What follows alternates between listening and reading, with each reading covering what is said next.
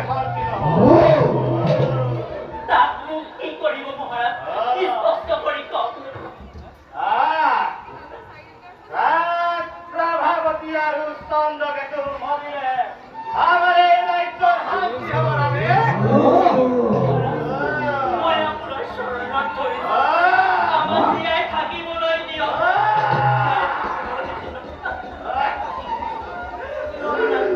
থাকিবলৈ দিয়ক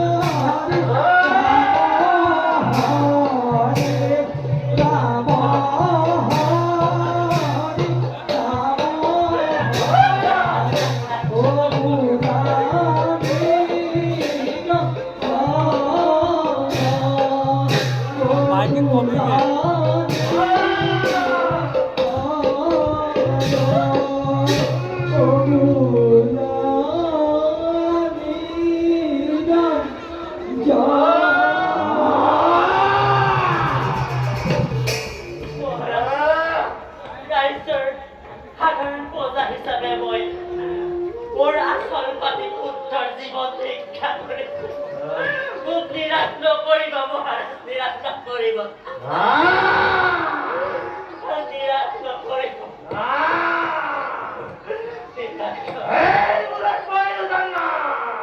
পইচন আছে পইচন আছে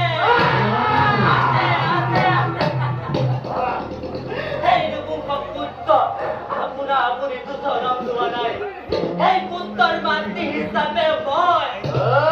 আৰু পিতৃ হিচাপে আপুনি যদি মাতৃ হিচাপে মই জীয়াই থকাৰ অধিকাৰ নাই তেন্তে আপুনি এই পুত্ৰৰ পিতৃ হিচাপেও জীয়াই থকাৰ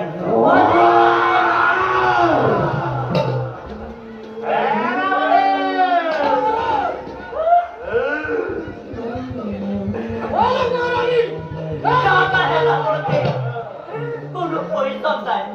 মই নিজে চাব পাৰিম কিন্তু চোৱাৰ আগতে কৈ যাওঁ মহাৰাজ আপোনাৰ ৰূপতে এই ৰাজ্য ধ্বংস হ'ব দুখী মাতৃ আৰু পুত্ৰক